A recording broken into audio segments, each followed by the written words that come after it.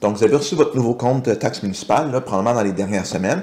Là, vous voyez que votre évaluation a augmenté de 20, 30, 40, j'ai vu même jusqu'à du 100%. Là, vous dites, je devrais-tu la contester, mon évaluation?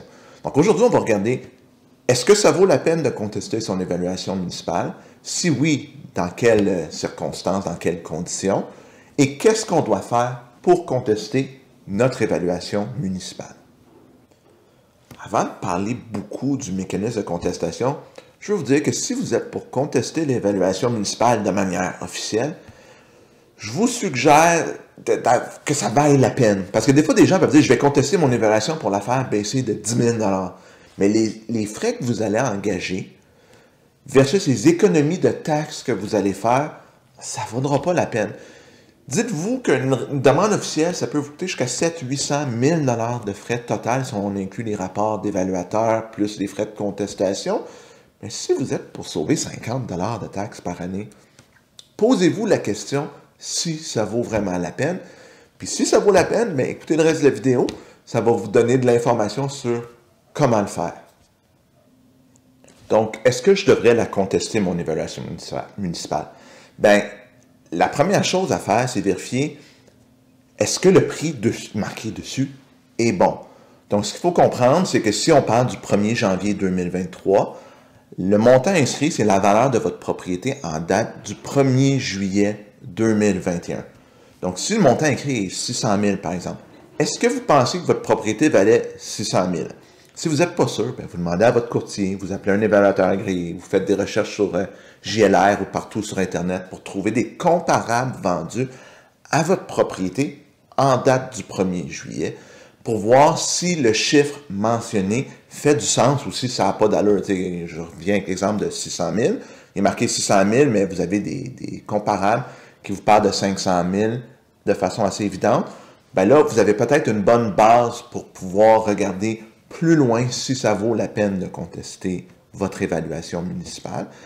Donc, et vous devez vous dire que c'est pas mauvais pour la revente de contester l'évaluation parce que nous, en tant que courtier, on regarde rarement l'évaluation municipale comme un repère pour le prix de vente. On regarde vraiment les comparables. Donc, même si vous faites baisser votre évaluation municipale, vous ne vous pénaliserez pas. Donc, regardez les comparables.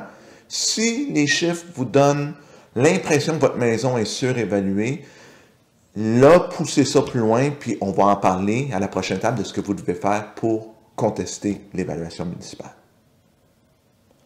Une fois que vous êtes pas mal certain, comme je disais à l'étape précédente, que votre évaluation municipale, elle est surévaluée, bien là, vous sortez vraiment les comparables. Et moi, la première étape que je ferai, c'est j'appellerai à la ville pour parler aux gens qui ont fait le rôle d'évaluation. Avec, évidemment, vous avez vos pièces justificatives, vous avez vos comparables, votre rapport d'évaluateur que vous avez déjà fait faire. Et là, vous dites à l'évaluateur, regardez, j'ai des faits qui me font croire que je crois que ma propriété est surévaluée. Voulez-vous regarder le dossier? Pas nécessairement, ils ne vont pas nécessairement accepter de le faire. Mais moi, personnellement, c'est ce que j'ai fait pour ma maison. Et je lui ai envoyé mes faits. Je lui ai dit, pouvez-vous le regarder? Ça s'est réglé là. Pas de frais pour moi, pas de frais pour personne. On s'est entendu sur un montant que je jugeais correct. Bon, je trouvais que c'était encore un peu élevé, mais le montant que l'évaluateur me disait de plus, je voulais pas trop m'ostiner parce que ça valait pas la peine. Puis j'avais déjà réussi à faire baisser l'évaluation de ma propriété de 8% environ, ce qui représentait une économie de 200 $ par année de taxes municipales pour avoir simplement fait un téléphone. Donc ça, c'est vraiment la première étape, mais ce n'est pas l'étape officielle et ça ne veut pas dire que cette étape-là va fonctionner. Admettons que vous venez de faire l'étape que je viens de parler, c'est-à-dire que vous avez essayé de parler à l'évaluateur et c'est une fin de non-recevoir où ils ne veulent pas le faire, où ils disent non, je crois que mon évaluation est juste.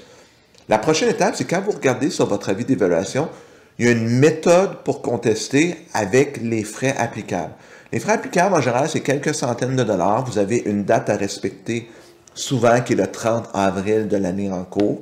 Donc, dans notre cas, si votre évaluation date du 1er janvier 2023, ça veut dire que vous avez jusqu'au 30 avril 2023 pour contester.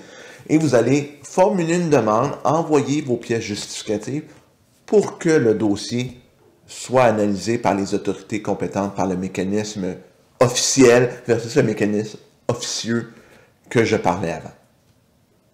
Donc, une fois que la demande est faite et déposée, ça va suivre son cours normal. Il va y avoir ou non une révision de votre évaluation. Et par la suite, vous allez avoir, s'il y a évidemment une révision de votre évaluation, diminution, on l'espère, du compte de taxes. Ça va prendre quelques mois et vous allez avoir des crédits sur votre compte de taxes municipales et vous allez avoir réussi à faire baisser l'évaluation, donc vos taxes probablement pour les prochaines années.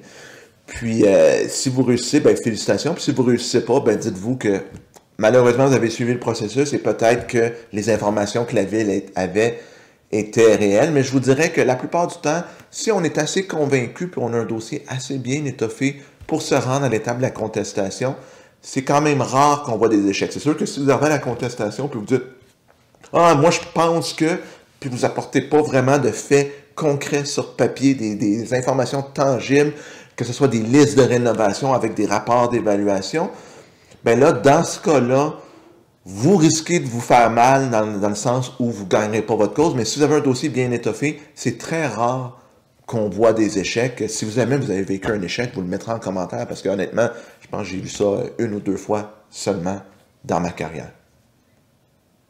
J'espère que vous avez trouvé cette information-là utile. Si c'est le cas, un pouce en l'air, c'est toujours super apprécié. Puis on se revoit la semaine prochaine pour une autre capsule. À bientôt tout le monde!